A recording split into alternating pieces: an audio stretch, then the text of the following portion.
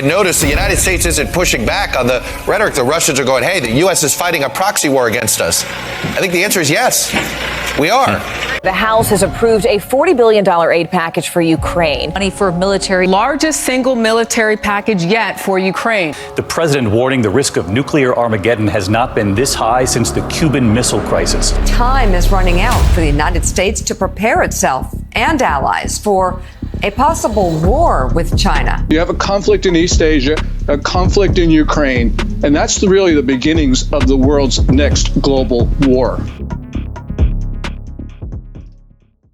Welcome to the RNL Revolution Nothing Less show. This is our 124th episode. My name's Andy Zee. I'm coming to you from Los Angeles, California. We open today's show with images of the continuing ratcheting up of the danger of war. A war that could potentially escalate to a major, even nuclear war. A war that threatens the very survival of humanity. You've heard of the obscene game of Russian roulette? Well, the rulers of this system are playing the most dangerous game of Russian, US, and China roulette with the future of humanity at stake. Last week, we promised a deep, substantive discussion of this situation. What are the interests of the people of the world in this conflict? And we're going to get to that discussion very soon. But look, this is a time of great peril for the future of humanity. A moment when there's not only the danger of catastrophic war, but the devastation of the environment caused by the workings of the capitalist imperialist system we live under, with the US, the number one contributor to this destruction. And this is also a time where here in this country, the extremely sharp divides throughout society, and especially among those who rule, there is even serious talk of a new civil war. And against this backdrop of a perilous future, you are watching the RNL Revolution Nothing Less show. And this show, the RNL show, is a program about and dedicated to revolution. A real revolution to overthrow this system and replace this system with a radically different and far better society on the road to human emancipation. That requires leadership, strategic leadership that has charted a map for the difficult but liberating road to overthrow this system through an actual revolution. Leadership that knows where humanity needs to go. Leadership that has a vision and a plan for a radically new and far better emancipating society that would lead to the emancipation of all of humanity, and not just to a change at the top with the masses of people left behind. And we have that leadership in Bob Avakian, whose voice and guidance we follow and bring to you every week on the RNL show. And in our last episode, we said that we were going to make an important announcement. But first, I want to welcome my co-host, Sunsara Taylor, to the RNL show, to this special show. Andy, I'm so glad to be with you, and I want to welcome everybody tuning in from around the country, around the world, and especially our new viewers. It is a special episode. I don't want to waste any more time before we get to our really big announcement. Go ahead, Andy. Sunsara, you and I just had the most incredible and unique experience. We had the opportunity to sit down and interview Bob Avakian, BA, over several hours. We invited a small audience. This was a special and incredibly important experience that we're going to bring to the RNL show. Bob Avakian is a leader for this time when the future hangs in the balance. And it's going to really matter for people to experience our up-close and really personal conversation with BA. What comes through in these conversations is Bob Avakian's heart and soul, his visceral feeling for the masses of people of the world, and the way he gets their potential, all of which contributes to his being really hardcore for an actual revolution. In these interviews, we get into his life, his stories, and the scientific method and approach to understanding the world, to making revolution, to what kind of new society we are aiming to bring into being. So the big announcement is that these rare up-close interviews will be aired over 3 shows beginning on November 3rd, continuing on November 10th, and then concluding on November 17th.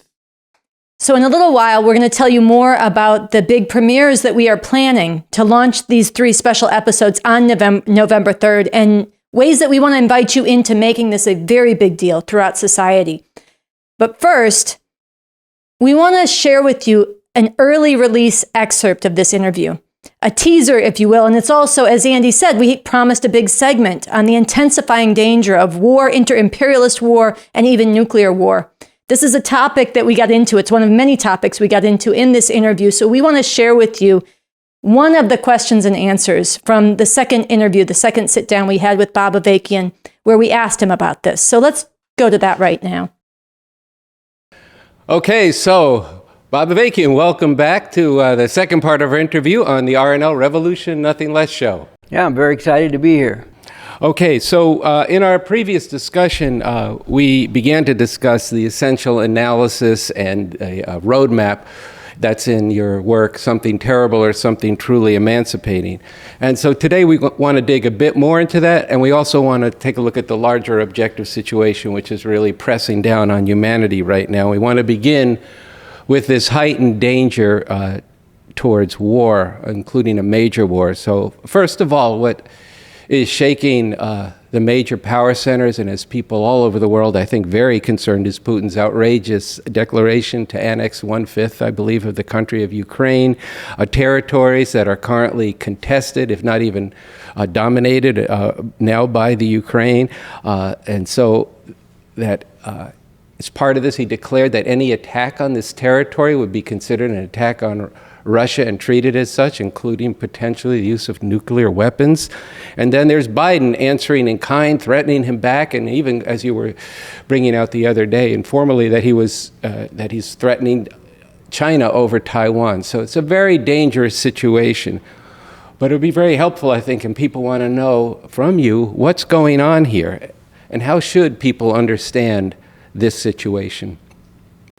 Well, I think the most essential thing is this is contention among different imperialist powers. The U.S. has been the dominant power in the world, and Russia went through the whole thing where the Soviet Union imploded. It hadn't been socialist for a long time, but it had been pretending to be socialist, and then eventually gave that up, and the Soviet Union went out of existence.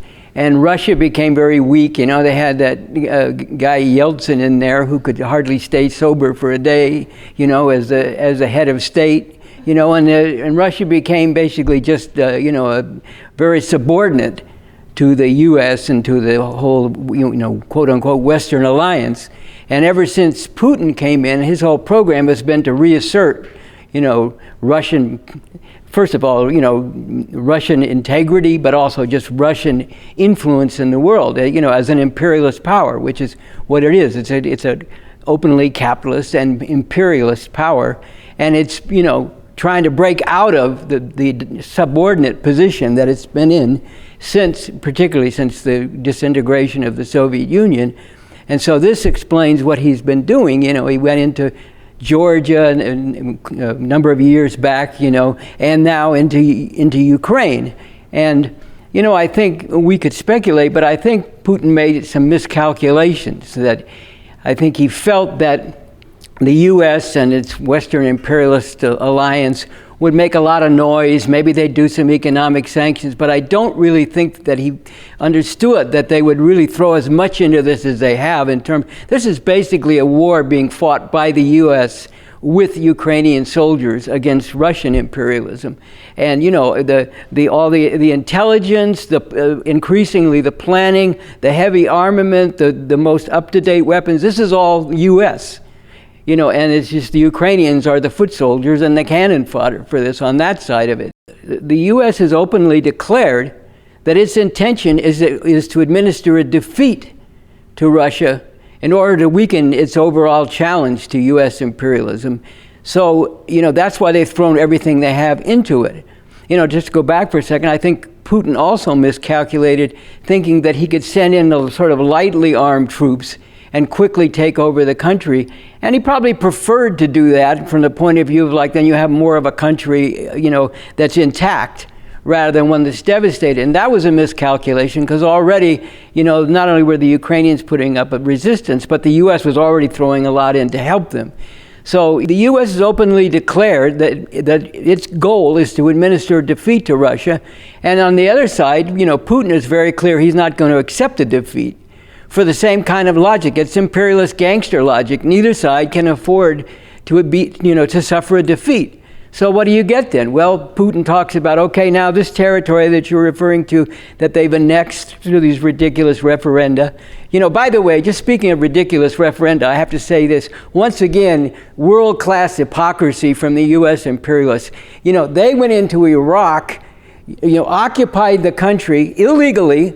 It was a violation of international law, just a blatant international war crime. They went into Iraq, got rid of the existing government, put in a puppet government, and then held elections while their troops are occupying the country. But that was a free and fair election, don't you know? But now when Putin does the same thing in these sections of Ukraine, that he's annexed, this is a sham. This is, everybody has to denounce this. I mean, can't you see what how ridiculous this is? This is anything but a free and fair election, unlike the ones we had in Iraq when we were occupying. Of course, they don't really say that, but that's the reality of it, right? So, Putin has annexed these sections of the Ukraine, and he has made a statement that any threat to the integrity, of Russia or to the territory of Russia, any threat, he will use all weapons available, which means, and he repeated it twice and said this is not a bluff, it means that puts nuclear weapons on the table. Even if you're talking about tactical nuclear weapons, these have tremendous devastating effect.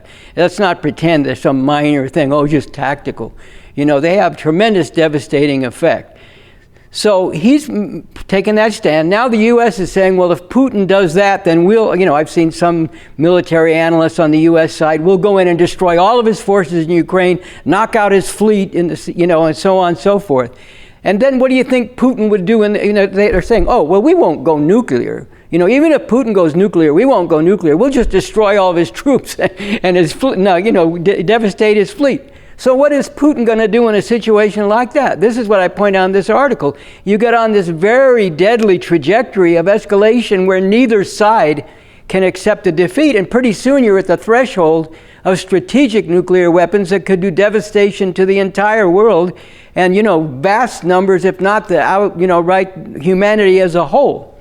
So this is what we're up against, and the big problem is, I just have to comment, you got all these people that pretend that they're progressive and whatever, and they're all going right along with U.S. imperialism and this, and under the banner that Biden and all these people are putting out about this is a world, this is a contest in the United States and throughout the world between democracy and autocracy. Trump is an autocrat. Putin is an autocrat. Xi Jinping is an autocrat. Of course, they don't talk about their own autocrats, like the heads of the government, Turkey, Saudi Arabia, you can go down the list, that are all part of their alliance. Hungary, Poland, what have you. Those are all autocratic governments.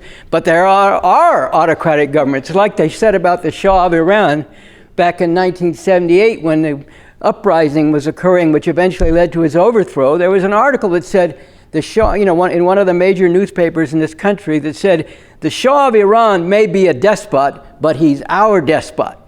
So, our autocrats are okay, but the ones that are challenging our dominance in the world and our ability to plunder and slaughter people all over the world, which is what they've been doing forever, those autocrats are no good. This is not a battle, just even looking beneath the surface, you can see that this is a battle between imperialist powers, all of which, on both sides, have whole histories of horrendous atrocities and, base themselves on vicious exploitation of people and oppression of people all over the world. This is what's at stake. And I just have to say, certain people who have postured as being progressive have come out and made the most outrageous statements in the context thing. And I'm going to say it, little Stephen, come out and saying, well, we're more powerful than Russia. Why don't we just bomb the shit out of them? What are these people thinking? They're so committed, ultimately, despite their progressive pretensions, they're so committed to U.S. imperialism that they've almost lost their fucking minds. What do you think is going to happen? You go bomb Russia. Why don't we just wipe out all their Air Force? I mean, this kind of talk is like totally reckless and irresponsible. And when it comes from people with so-called progressive pretensions, it's all the more disgusting. I just have to say that. And people need to get up off this American chauvinism. You know, this country, you know, look, you know, and some of the same people who would rattle on about the whole history of this country and slavery and all that, turn around and, you know, and are either silent or openly supportive of the same system when it goes into the international arena to enforce its parasitism of plundering and exploiting people all over the world, because I guess they have a little bit of a sense. You know, it's like somebody once said, somebody once wrote saying, living in this country is a little bit like living in the house of Tony Soprano. You know that there's a lot of goodies coming in. You don't know exactly, maybe you're not really entirely up on what Tony Soprano's doing out there, but you kind of have a sense that whatever he's doing, and however, you know, fucked up you might think it would be, is allowing you to have all the goodies that comes from living in the house. And that's what that's what the attitude of a lot of these American chauvinists, you know, so-called progressives, you know, and people need to get up off this and wake up to what's actually happening and what look at you know, you think the history of this ruling class in this country is somehow divorced from what they do in the world as a whole? You know, do you think their nature changes when they go outside the borders of the U.S. and all of a sudden they become, you know, really kind-hearted people, you know, who are carrying out charity around the world? You know, yeah, they do some charity to cover up the crimes that they're committing. I mean, you know, we came forward, me and people of my generation came forward during Vietnam, you know, the Vietnam War. And, you know, I did a lot of study of that, and so did many other people, to see what was actually going on in that war. And, you know, we discovered that, and this is why a lot of the American troops rebelled, because of the atrocities they were being ordered to carry out. I mean, wiping out whole villages, you know, with old people and children, just wiping them out, shooting babies. And I'm not exaggerating. Go look into it if you think I'm exaggerating. You know, they killed between 2 and 3 million civilians in the country of Vietnam, which at the time had a population maybe of only a little more than 10 times that. You know, and, you know, the troops, you know, not only were they, you know, turning whole sections of women in the capital of Saigon and other places, in, you know, forcing them into prostitution, but they were mass raping women, you know, in these villages, all, you know, just, you know, you can just read up on this, you know, and so this has not changed. The nature of this system that did all that in Vietnam has not changed, you know, and what has changed is some of the people opposing them are not people you can support, like Islamic fundamentalists who carry out all kinds of atrocities of their own, although on a scale, they can only envy what the U.S. imperialists do on the scale that they do it. You know, or Russia and China, you mentioned China, you know, first of all, Nancy Pelosi goes to Taiwan. Supposedly, everybody doesn't challenge the insistence by the Chinese government in Beijing that Taiwan is part of China. Supposedly even the U.S. policy doesn't challenge that, even though they have all these relations with Taiwan. Well, she went over there and essentially said differently, you know, and basically treated Taiwan as an independent country, you know, and it was a deliberate provocation.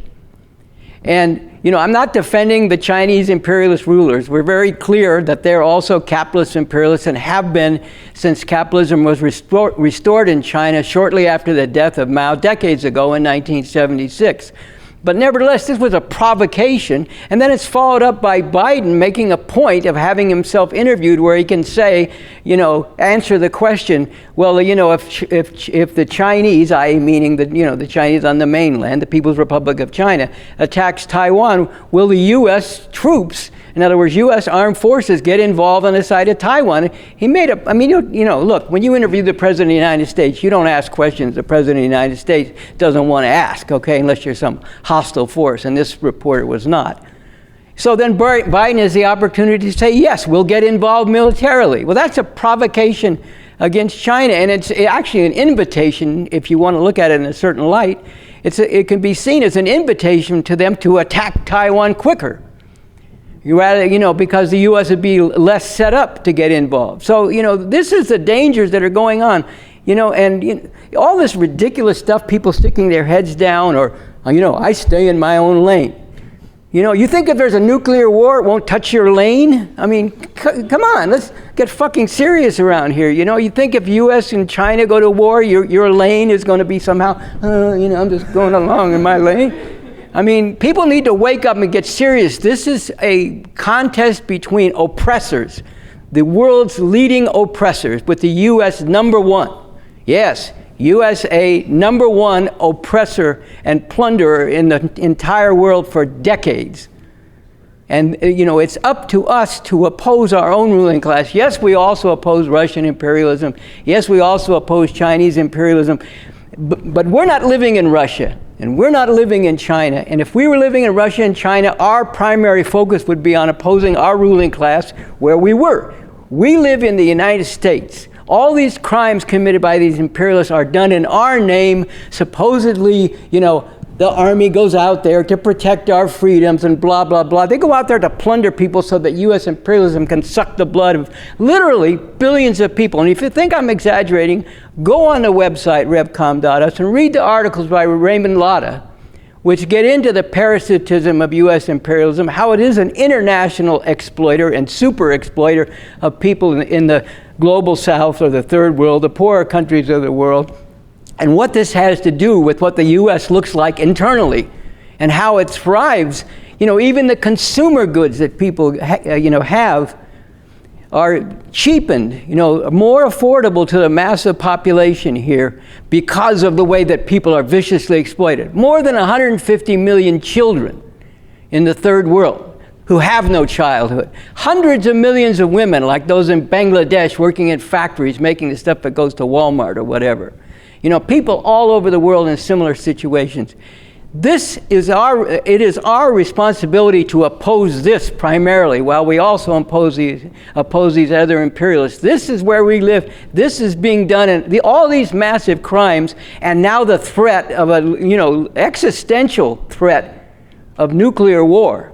A threat to that's what existential means, threat to the existence of humanity. All that's being done in our name. And idiots like, Steve Van Sant aside, now I'm giving him a break by saying idiocy.